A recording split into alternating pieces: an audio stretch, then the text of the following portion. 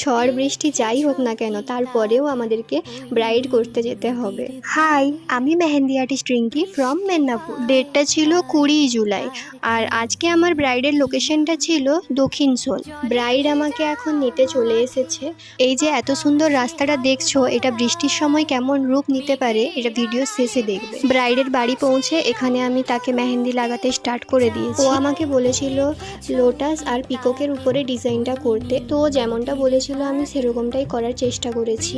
ও শুধু আমার কাছে মেহেন্দি পরেনি, ও আমার কাছ থেকে এই গাছ কৌটো আর এক জোড়া পান পাতাও নিয়েছিল।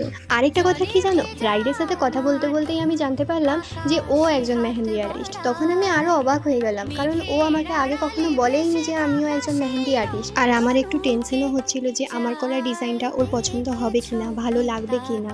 এখানে কারেন্ট চলে গিয়েছিল, তাই ফ্ল্যাশ জ্বালিয়ে ফটো ভিডিও তুলতে হয়েছে। আর তোমরাও জানিও ডিজাইনটা কেমন হয়েছে, ক্লায়েন্টের কাছ থেকেও জেনে নিই ওর কেমন লেগেছে। ব্রাইডের রিভিউ দেখে তো বুঝতেই পারছো ওর ডিজাইনটা কত সুন্দর লেগেছে। মেহেন্দি কেমন হয়েছে? আর এটা হচ্ছে আমার স্কুলের বান্ধবী, যার সাথে আমার কত বছর পর দেখা হয়েছে। বৃষ্টির জন্য আমাদেরকে ব্রাইডের বাড়িতে আরও 1 ঘন্টা অপেক্ষা করতে হয়েছে, কিন্তু তারপরেও বৃষ্টি থামেনি।